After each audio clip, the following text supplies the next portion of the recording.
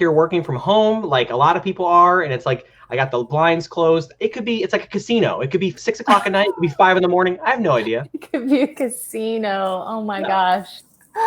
You're right. Time is immaterial right now. It is. Immaterial. Although 50 years, that's a chunk of time that's kind of means something. Leaky, why would you mention 50 years? What's going on? What do you mean? Well, you know, Jonathan, today's the 50th anniversary of Earth Day. Earth Day? That's amazing. I love it. So, Aliki, let's just start a little bit. First of all, I am Jonathan Weber, Deputy Director of Florida Conservation Voters. Yes, and I'm Aliki Moncrief. I'm the Executive Director. And today is a very special Q&A. So both are involved for Earth both Day. Letters. Special Earth Day. Both letters are involved. Very special Earth Day because, like you just said, it is the 50th anniversary, and it's pretty remarkable in a lot of ways, right? Yeah, it's half a century. I was asking my kids, kids, what do you think is going to be happening in 50 years? Do you even know how old you're going to be? And they sort of did the math, and they were like, oh, yeah. I'm going to be 60. Like it's a long period of time to even fathom. It is. I was actually doing a little bit of research on Earth Day before this call. I'm so proud of you. A quick bit. I went to Wikipedia. Okay, I went to Wikipedia. I mean, it's stuff that we know, right? Like I knew it happened in 1970, but you knew that stuff. But like, I wanted just a quick refresher. Right. And the original name that they were pushing for was the National Environment Teach-In. Oh, really? Huh. Boring. I thought, teach-ins were a thing back then. Right? Yeah, but like, so I can see why. Roll off the tongue like Earth Day does, like birthday, Earth Day. Like Earth Day's got that's marketing deluxe. National Environment Teach-In is not as good. So I'm glad that the marketing execs picked Earth Day for it. Yeah. You think there were marketing execs involved? Was definitely a marketing exec involved. Okay. All right. And the media loved Earth Day too, because they love quirky things, the media, things that rhyme and stuff. So also, do you know what kind of spawned Earth Day? Like, do you know what the event was that kind of spawned it? There was a river that caught fire in Ohio. I'm not going to even attempt to pronounce the name of the river. Cuyahoga. Okay, I was hoping that you would pronounce it. That's one thing. But on per Wikipedia, the scientists at Wikipedia, this is actually super relevant. Okay, so it was the 1969 Santa Barbara oil spill off the coast of California. Okay, which is super relevant because this week is also the 10-year anniversary, if you want to call it memorial, whatever, of the BP Deepwater Horizon oil spill this week. So in a way, it's kind of like interesting that here we are, 51 years later from that Santa Barbara oil spill, and here we are on Earth Day, 50 years, and we're talking about the Deepwater Horizon spill. So I thought it was just, when I read that, I was like, oh yeah, this is why we work. This is why we do it. Well, it's kind of, I don't know.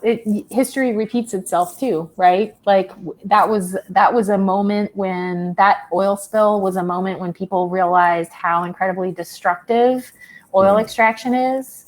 Yeah. And 50 years later, I think there is an awakening, a reawakening happening all over the world, reacting to the fact that oil is bad. Oil is bad for us. We should figure out how to kick our oil habit ASAP. Right. Agreed. So, what you said, history repeats itself. I've heard people say like history doesn't repeat itself, but it rhymes. And I kind of love that idea a little bit because you're right. It's not exactly the same, right? But like, it's definitely, there's a rhythm and a rhyme to history, right? And I was saying yesterday, I think Americans especially have a really short memory, right? Like we forget pretty easy. I think that is especially true with our elected officials. A lot of the times is that Americans, we elect somebody, and we like him, and then we hate him, and then like 4 years later, he's like, yeah, I like that guy. He was pretty good. And I think that's a habit that I think as conservation voters, making sure we're holding legislators accountable and elect all elected officials, anybody, to make sure that people don't forget, and that's the only way we're going to get real change is by not forgetting. Yeah. So. It's interesting, and this is not Earth Day themed at all, but I'm going to go off on a tangent here because you reminded me of the book that I'm trying to get through. Not that I have a ton of time for reading these days. I feel like we have less time somehow. But I'm reading a book called Leadership.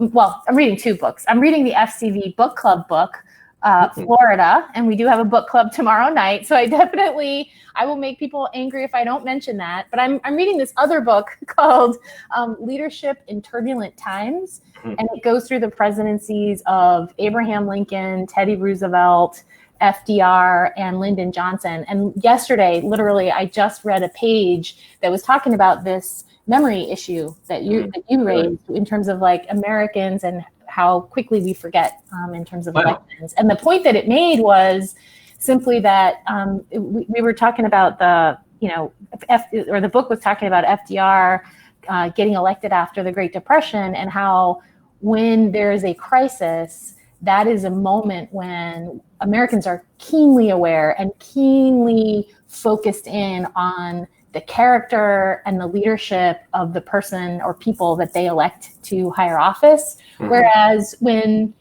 times feel pretty good, when everyone's feeling more secure, there's less they're less scrutinizing, I guess is the way that the book put it. And it was just sort of an interesting, I couldn't help but sort of draw the analogy to what we're seeing right now in our society today. Yeah, no, I love that. And I can't wait for more updates from you. Maybe that can be our second book club thing, because that sounds really interesting to me. Yeah. It's definitely like a history buff book. Yeah, it sounds great. I'm sure the Lyndon Johnson section is going to be awesome. That's what I'm sure it is, because that guy. Boy. Well, I already read his early life part, and then the book is set up so that for each president, there's the early life part, kind of early career. Then there's the sort of the main challenge that they experienced or crisis in their own personal life. And then the third section is for each of them, the sort of national crisis that they worked on. So. Yeah. So let's go back in time to 1970 and talk more about like what the things that spurred the start of Earth Day here. I mean, it was the Cuyahoga River catching on fire, like the water catching on fire, and the oil spill, and there was cities. I think we're seeing a rapid decline at that point, where smog and pollution and trash in the streets. I mean, I think it was around that time is when like the anti-littering campaign started popping up, maybe a little bit after that. Although don't get me started on that, because that was a total industry. Get started. What are we doing? Go ahead. That whole litter public service campaign was a creation of industries that essentially wanted to change their business model to go from reusables to disposables, and they pivoted the responsibility, or shifted is a better word, the responsibility of managing that waste to individuals. And so the whole litter myth, there's a whole podcast on this that if you haven't listened to it, Jonathan, you need to make me happy, you need to listen to this. I talk about this podcast all the time. But that shifting of responsibility away from corporations onto individuals, like that started with the whole litter bug, don't be a litter bug, slick Madison Avenue PR campaign. Wow. Do you remember the name of the podcast for it's called The Litter Myth. The title is The Litter Myth. It was Through Line, Through Line Through Line is the podcast. The Litter Myth is the episode. Great. Really we'll find it after this, or maybe Carson, our comms manager, our wonderful comms manager, maybe she can find that link later and pop it into the chat, because I love giving people out there, and giving me also, things to listen to and read and stuff like that, because that's this is a good time for catching up on reading and podcasts, I think is what it is. Yeah. You were going off on the litter story, and I derailed that. Sorry. Well, no, so things were changing, and then 1970, when the first Earth Day, it was President Richard Nixon was in office, and actually in the years following after that, Americans got some of our strongest and most effective and influential environmental laws ever created. Right. The Clean Air Act, the Clean Water Act, National Environmental Policy Act, lots of environmental laws. Endangered Species Act, I think 1973. Aliki, so because you're a lawyer, I'm going to ask you a question. I'm going to put you on the spot here a little bit, but NEPA, the National Environmental Policy Act, can you just mention like what NEPA is, just very, very loosely, like, because NEPA is super important. Sorry. What was that? I hate to put you on the spot like that, but. So NEPA, the reason I'm smiling is because NEPA, if you look at it on its surface, it's a very process-oriented law. But it's an incredibly important process because it essentially required projects that had to be signed off on by the federal government that had an environmental impact had to basically do a deep dive environmental impact analysis or assessment that was to be used for whatever federal agency was involved to make a decision about, do we go forward with this project? Do we modify this project, or do we allow the project? And so it's a super processy kind of law. But what it did was it infused thinking about environmental impacts into major public decisions and major public expenditures, for example. So it was incredibly important because it sort of changed our way of thinking about how we work. So does that involve, like, say, is it just like when the federal government is doing something, or is it when, say, Joe, the developer in Tallahassee, wants to build a development or something? No, it's not just when the federal government is doing something. It's also, I think, more often invoked when the federal government is reviewing something, right. When someone is requesting a permit, when someone is, which kind of, it's interesting. My thinking about a lot of the laws that we passed in the 70s has evolved because one way to think about these laws, while they were incredibly important and they are the bedrock of environmental protection, they also, the way that they exist is that they are permitting activities. They are permitting, they are regulating, they are attempting to restrain. And so there's a lot of debate now about, like, do we need, NEPA 2.0, Clean Air Act 2.0, Clean Water Act 2.0. Like, we've got 50 years under our belts to see how this particular way of dealing with environmental problems has or hasn't worked. And so maybe we need to revisit that. Do we want to revisit it under the current administration? No. Unfortunately, they're undoing so much of it. But anyway, something to think about there. Yeah. Looks like we have a comment from Rhoda Clovis. Rhoda, thank you so much for watching our broadcast and being a supporter of FCV. Back to the oil spill and the damage. I guess it's not really a question, but I guess we're talking about the oil spill. In Florida, yeah, we're still, dealing with the effects of the Deepwater Horizon oil spill. In the larger Gulf Coast, for sure. And unfortunately, I think a lot of the problems that we're still analyzing are actually from the cleanup, right? It's from when they put the core exit chemical onto the chemical dispersant to break up the oil. And then even more harshly, that I think a lot of people never really realized, is that having all the recovery people on the beaches in the middle of summer, well, April, it's spring into summer, putting out the booms to prevent the oil from hitting the shore, which, only quasi work. Actually having all those people on the beaches was actually more devastating in Florida than the oil spill. More baby birds and bird nesting and habitat and, dunes and all the important things that when we think about on the coastal beach ecosystem, they were basically just trampled over, like literally physically trampled over during the cleanup period, to make sure that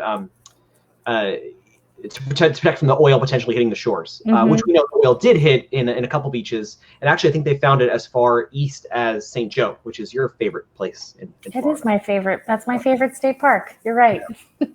Yeah. So going forward with oil drilling at Rhoda's request. So what's next for oil drilling? So what is the, actually, why don't you tell me, Aliki, what is the current status of oil drilling in Florida's waters from Florida law point of view, not federal, Florida point of view? Sure. So, it's interesting. You mentioned the BP Deepwater Horizon disaster in 2010, and the short memory that we sometimes have. Right around that time, before the BP spill, state lawmakers were actually contemplating undoing what had been a decades-long ban on offshore drilling in state waters. Needless to say, the spill brought that conversation to an end. And the statute that prohibits the drilling for oil in our state waters remained in place. Fast forward to 2018, and Florida citizens, Florida voters decided, you know what, we don't want to be, what's the word I'm looking for? We don't want to leave this to the legislature. One minute they're supportive of a ban, next minute they're not. Let's go ahead and put this in our Constitution, and then it will be there forever. And so that's what Florida voters did in 2018. They voted to ban offshore drilling and exploration in state waters. Now, that's great in terms of protecting, within a few miles of the shore. Moving forward into the future, though, the real risk of oil drilling happens in federal waters, which unfortunately our state constitution can't protect against. That is entirely going to be on the administration. In this case, right now, the Trump administration has, I think it was January of 2019, correct me if I'm wrong on the dates, Jonathan, but that's when the Trump administration announced that they would actually be lifting some of the moratoriums that President Obama had put in place. So lifting the moratorium, I should say, on Atlantic drilling, for example. And so it was winter 2018, I think it was, like a January 2018, because it was an election year, I remember. Okay. Yeah, that makes sense. Because Bill Nelson was involved, I remember. Okay. Yeah. Well, so point being, there's still very much a risk that federal waters would be opened to oil drilling. And while the entire Florida delegation of Congress people and senators are on the federal level against oil drilling, the same is not true throughout the country. And so, we need to make sure that it's not just banned in Florida, but that it's banned all throughout the United States. Right, and that's one thing that I think a lot of I hear politicians make a mistake sometimes, and they say like, "Oh, I just want to take care of Florida, and Florida's off Florida's coast." Well, oil doesn't really care about boundaries, right? Like it doesn't say, "Oh, Georgia line can't go down there. Sorry, that's it, we're done." Or Alabama, got to stop there at the Alabama-Florida line. Like it's going to go where the currents and the water takes it. So I couldn't agree more that oil drilling needs to be banned off. In every U.S. water. Yeah. But even further than that, Aliki, I mean, if that was, for example, Alaska, how can Alaska oil drilling affect Florida? I'll just ask you that question. You tell me. How can Alaska oil drilling affect Florida? I think we're at a point, huh? If you want me to answer it, I will.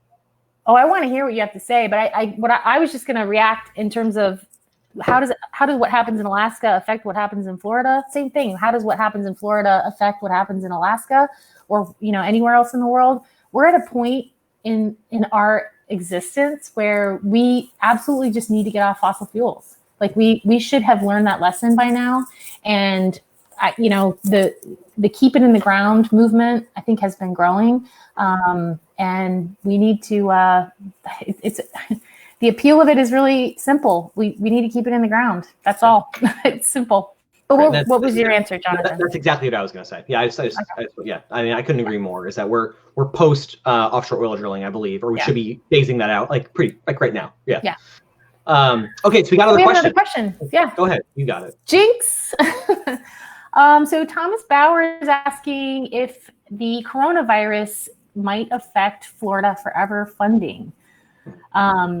It's a great question because obviously the corona crisis, one of the top conversation, aside from the effect it's having on public health, aside from the effect that it's having on people's lives and the many lives that it is damaging, lawmakers are also talking about, well, how is it affecting our economy, broad scale? Like on a micro level, we're all thinking about our jobs. We're all thinking about, long term, how long can we withstand this economic crisis?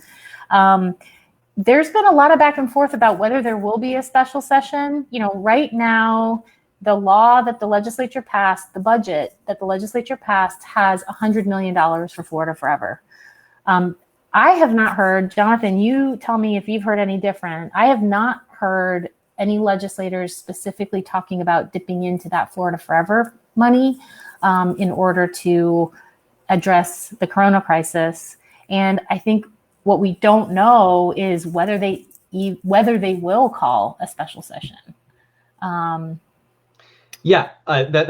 think that the special session, I think people are expecting it. I think a lot of, certainly the Tallahassee, Politico crowd, they are acting as if it's just coming. It's probably May is what they're thinking, May or even early June. But, I think it remains to be seen. I mean, I don't, and with politics, I don't believe it until it actually happens, right? Yeah. But as far as talking about the Florida Forever funds, no, I have not heard anything specific from anyone saying that. In fact, I hate even like saying it out loud. But if environmentalists in Florida have any reason to be skittish, I mean, they should, because we've seen Florida Forever funding be cut by the legislature numerous times over a long period of time. And we've seen it as a reaction to economic downturns back in 2008, 2009, when the last recession we went through, immediately, like first session back, they were like, oh, cutting Florida Forever, which I think most people, in a way could understand if it was like if everyone in every section was kind of like taking cuts, right? The problem there really is that it never returned.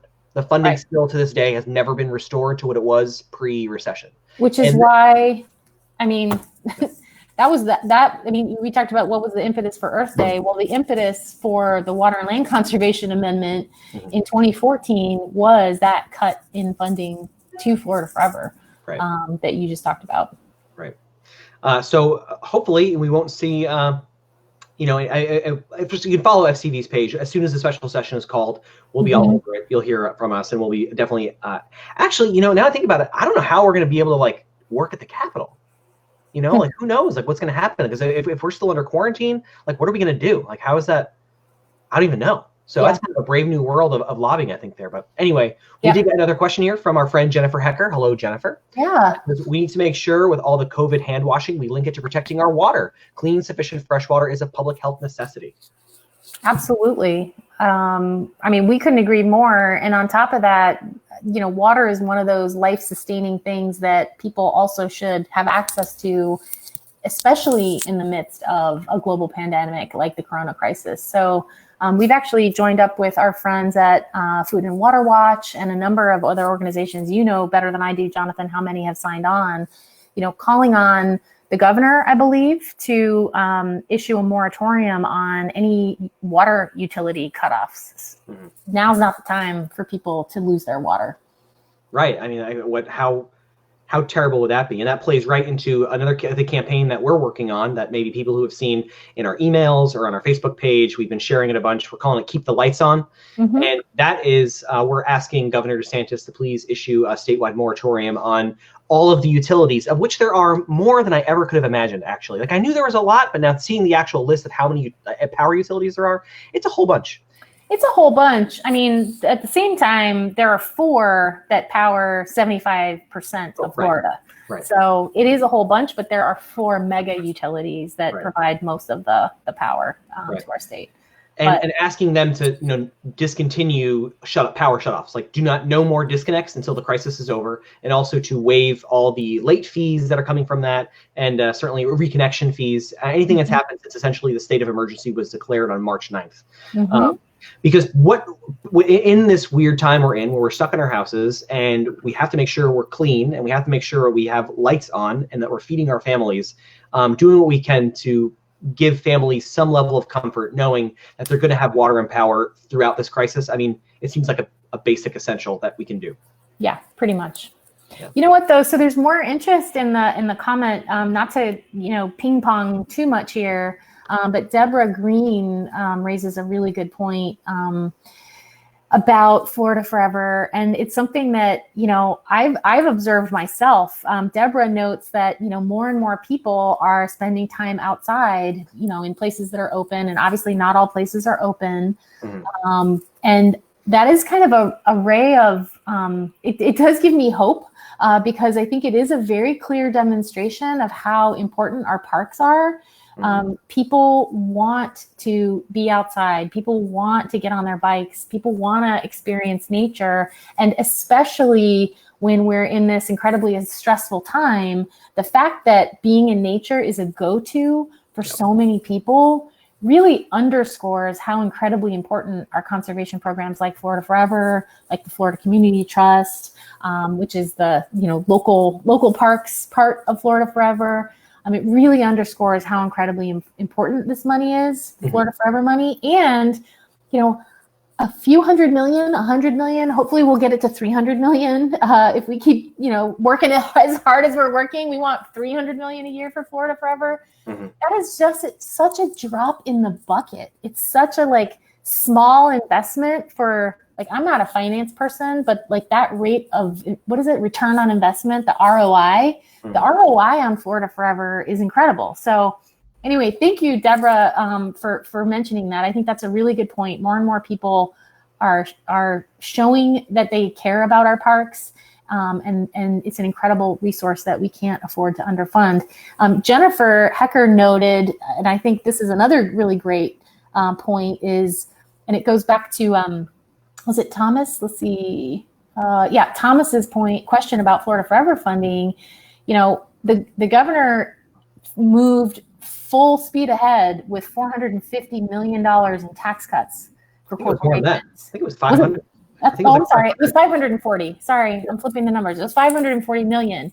And so if they're going to move full speed ahead with tax cuts for corporations, which is hugely problematic in the middle of a crisis, I think the last thing they should be doing is cutting funding for Florida Forever. Agreed. Yeah.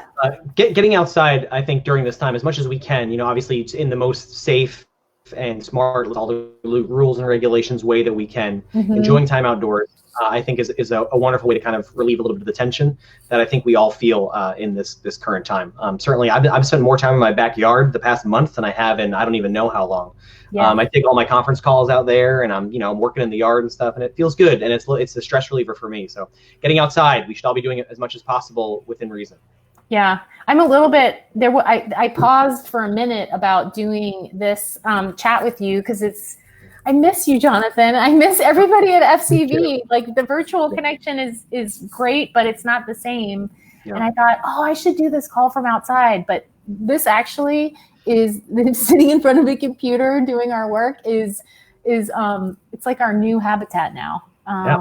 And so it's more important than ever for us to take advantage of outside time when we can. Agreed.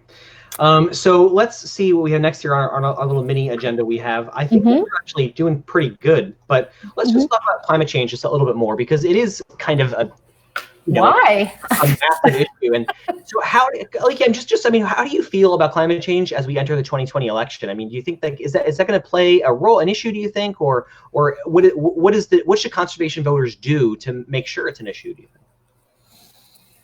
I can't see how climate change in some shape or form doesn't play a central role in the upcoming elections. I think especially in Florida. I mean, obviously this is our home. This is the place that we know best. Even if people aren't using the words climate change, people know that the environment is changing. They know that there are more hot days that they have to endure. They know that that sea level rise is affecting, in some places in Florida, their ability to get from their home to the grocery store. There's a lot more sunny day flooding. People know that this is happening, and I think that it's important to them. People are seeing, I think, actually the connection between a global pandemic, like what we're obviously experiencing right now, and a changing climate. So I think it's going to play an important role in the election. What do you think? Well, I think, for conservation voters out there, it's really on all of us to make sure that climate change is one of the issues that voters are thinking about when they step into the ballot box. It simply has to be.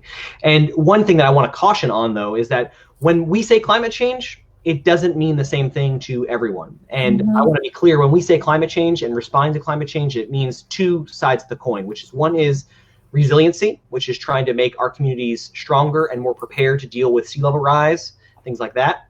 And there's also carbon emissions reductions, right? So if we have to try to prevent the problem from getting worse, which is, to me, makes perfect sense, right? Florida can do a lot to reduce our carbon output. We are way behind when it comes to solar energy production and clean energy. We're also way behind in energy efficiency, and there's certainly a lot we can do in building codes and to make sure that low-income families have access to energy efficiency products. So that's the key part here that I think is actually missing from a lot of the discussion we hear at the Capitol and from other places is that everyone seems very focused on responding to the imminent coastal threat of sea level rise, protecting extremely wealthy homes on the beach, right? That's important. It's important. Yeah. But without looking at the larger impacts here and how it impacts, climate gentrification is now like a field of study that I don't think existed 5 years ago. It might have. I didn't know about it 5 years ago. I learned about it a little bit after that. And the idea of climate gentrification is that homes in 60 years ago or so, a lot of low income and people of color were forced into by racist redlining mortgage lending practices into living in Florida away from the coast. It just happened to be higher up on that coral ridge that exists straight down the center of Miami-Dade County and leads into the Florida Keys there. So that's where a lot of these neighborhoods we see are on this ridge line, right? So it's high ground. I mean, maybe only by 6-7 feet, whatever it is, but it's high ground right now. And now what we're seeing is a lot of wealthy people on the beaches, on the coast, are saying, it's not worth my investment on there anymore. I'm not going to, buy a house right there on the coast. So I want to put my investment property or put it onto a tower or build an office building in, and we're going to go build it on that coral ridge. And when they go in there, it's devastating to local communities. We've seen lots of small businesses close in parts of Miami and neighborhoods like Little Haiti. And that's a serious consideration as we move forward with our with how we look at the impacts to climate change. Is how is this affecting families on the other on the other side of the line, not right there on the coast, I think. Well, I think you're raising sort of a deep systemic issue, and you talked about two sides of the coin. Like, of course, we've got to be figuring out how do we make communities more resilient to changes that are happening. On the other side of the coin, we have to cut our emissions to make the overall impacts less terrible. I think that, in a moment of crisis like this, whether we're talking about the COVID crisis, whether we're talking about the climate crisis, there is an opportunity, and I think that, there's an opportunity to really look at what is underlying the problems that we're seeing. Right. And so you talked about, the redlining. That's one example of policies that made it harder for families of color, made it impossible for families of color to live in areas where white families had lots of opportunities to buy property. And now the tides have turned, and those areas that were created and as a place where families of color could live, they're actually like you said, they're on higher ground. The last thing we should allow is for us to just repeat mistakes of the past, and allow the climate crisis to further harm people and communities that have already borne the brunt. So it's really, it's kind of almost makes my head hurt when you think about, like, in any challenge, in any moment, you can deal with things on the surface, or you can take the opportunity to actually don't just deal with the symptoms, deal with the actual problems. And one of the problems here really, really is centered in racial justice, social justice, and equity. Right. Florida, by the way, you asked earlier too about how does drilling in Alaska affect Florida? And, Florida is actually, I think, the second or third largest consumer of electricity, of energy in the country. And so, and we get less than 2% of our electricity from clean renewable energy. So if Florida can turn it around and become a leading state on clean renewable energy, we actually can have an impact well beyond just our state borders. Because I think a lot of people are always like, well, what can, it's a world problem. They throw up their hands and they're like, well, Florida, whatever we do is going to be a drop in the bucket. Florida is actually going to be a lot more than a drop in the bucket if we turn things around on clean energy policy. It's a nice little bucket all to itself. Yeah. We have another question here, which is great. It's from our friend Erin Handy. Hello, Erin, and I love your frame on your Facebook photo there. It's fantastic. She says, can you talk about state preemption law preventing Florida cities and counties from dealing with single-use plastic pollution and what we can do?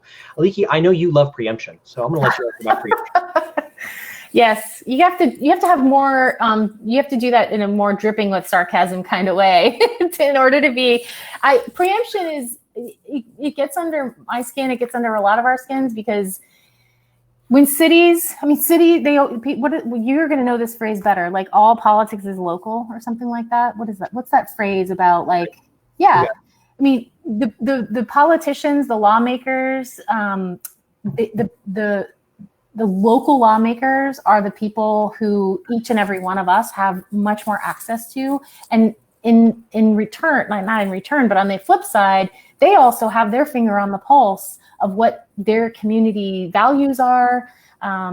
Oftentimes they are leading the way. They are sort of like these laboratories of ideas. And when it comes to single-use plastics, when it comes to banning sunscreens, in Florida, there have been local communities that are really leading the way with new ideas on how we can have a more sustainable future. Mm-hmm. And when the legislature, so this idea of the legislature coming in, this preemption idea, is the state legislature coming in and saying that politicians hundreds of miles away come from completely different places, and the power structure knows better, that they know better than the city of Coral Gables that's trying to ban single use. They know better than Key West that's trying to ban sunscreens. And that's just wrong. What's that? Certain types of sunscreens, not all certain types of sunscreens. Yeah, right. Sorry. Certain types of sunscreens. I mean, it's kind of anti-American, really. Part of the beauty of our structure is that, again, local governments are sort of this is where ideas brew, and hopefully they percolate up to a point where they become state law. So, right. I mean, that's key to our kind of federalist system, right? Is that govern at the lowest level possible until you have to go higher for whatever reason. So preemption is a problem, Erin. I really thank you for asking that question. So what can we do about it? Obviously at FCV we do lobby at the Capitol and we talk to elected officials all the time. But for regular conservation voters who are not in Tallahassee, I would say you should get a meeting with your elected officials. It doesn't matter what party they are, or even at what level of government, and ask them, what do you think about the state essentially taking away the rights of local governments to do certain things to protect their community? We found that a lot of lawmakers that started at the lower level, maybe they started on the city commission or the county council, whatever, they are actually very receptive to this idea, and they are mad. They don't want to see the state, because they were lawmakers just a couple of years ago and trying to fight off things like this. So we need to make it more of an issue, is what I think. And I think, Leaky, there are a lot of groups out there that are actually putting preemption as part of their candidate questionnaires. Yeah. And I think that's a wonderful idea. Raising it as an issue is the best way to do it. And I think a lot of people don't think about preemption. Why would a regular voter out there on the streets just be talking about preemption? So it's up to us, up to all of us, which is why we talk about the conservation voter movement. It's all of us working together to raise these issues and to hold legislators accountable when they do something or say they're going to do something and then don't do it, one or the other. So, yeah.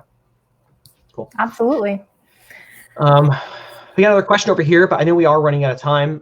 Jennifer Hecker asked about fracking ban in Florida. Jennifer, fracking is one of the issues that we've spent a lot of time on over the years at FCV. FCV is a member of the Floridians Against Fracking Coalition, also called Frack Pack. And what we have done there is try to pass a legitimate, real fracking ban that will ban fracking, not fracking ban light, not fracking ban plus a bunch of things that are good for frack. So we're trying very hard to do that. Last year, unfortunately, the Senate heard committee, the House bill didn't get one hearing, and that's kind of been a running theme over the past few years, is that the House is not willing to even have a hearing on any of the environmentalist supported fracking bans, and that's a problem. So next year is a new year, where we'll have some new candidates in, new elected officials from both parties will be in the House next year. So who knows? There could be a good chance. I think that there is certainly going to be more of an appetite, I think, to ban fracking because oil is crashing and there's no reason to do it at all anymore because it's not even profitable. Mm-hmm. And it's a huge environmental risk at every level of the extraction process to the transportation of the product, and then to the disposal of the waste, which is a whole other kind of thing. So, I'm hopeful. I'm an optimist when I'm over at the Capitol. Aliki's probably going to fall over when I say that, but I am an optimist, and it's kind of like, the baseball season. There's always next year, and as long as we keep working and make sure it remains an issue, I think we're going to get there. Like, it's going to happen. It's going to happen. There's no question in my mind. We're going to ban fracking in Florida. That it's going to happen. It's a matter of time. Yeah. So, yeah, Jackson asked a question. Actually, I'm going to answer that question. I'm sorry. So, Jackson, we love Jackson. Jackson's great, and thank you, Jackson, for asking this question. How will the bottoming out oil prices impact the transition of renewable energy? That is a great question, Jackson. And I personally, I could tender, I can pontificate on anything. I think everybody knows. But yeah, I don't. You do know that, Jonathan. Yeah, how will it? I think that's yet to be seen. I think we're living right now, day to day. What is happening, and how will it affect the future of renewable energy? I don't know. I think that a lot of people are realizing that if being more self-reliant on things like solar energy is probably a good thing, right?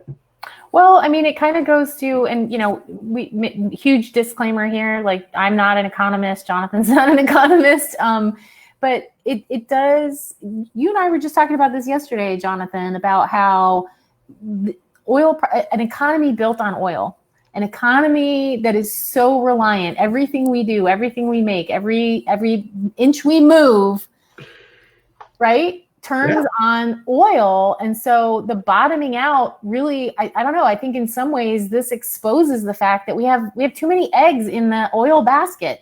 And in order to really have a sustainable, thriving economy that can weather crises, you can't have it entirely reliant, especially, that's putting aside all of the obviously horrible effects of oil. Obviously, we talked earlier in our little chat here about burning oil, climate change, carbon emissions, all that. That's a separate thing. Just the idea of it being too much of a foundation of our economy is a problem. Right. Agreed. But we should find some interesting stuff to read on that, and that by smart economists, because I'll bet you there's a really good and strong case to be made for people who, like, maybe there are folks who don't even care about climate, but they care about having a sustainable, thriving economy, and so I'm pretty negative on economists, because I feel like economists are great at analyzing what happened. I think they're not very good at predicting what's going to happen. I just think that's not something they're good at, because I think the market is unknowable in a lot of ways.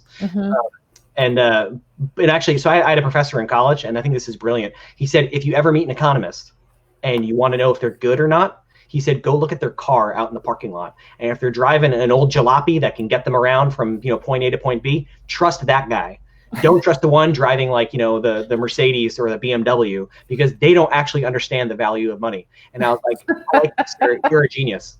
So that was, I think, a big point. So we got to find one of those economists and ask him, I think. Yeah, or her. Yeah. Well, I think we're out of time, Jonathan, but this has been fun. Next time I'm going to get my DJ headphones so that we can pretend that we're at some kind of music thing.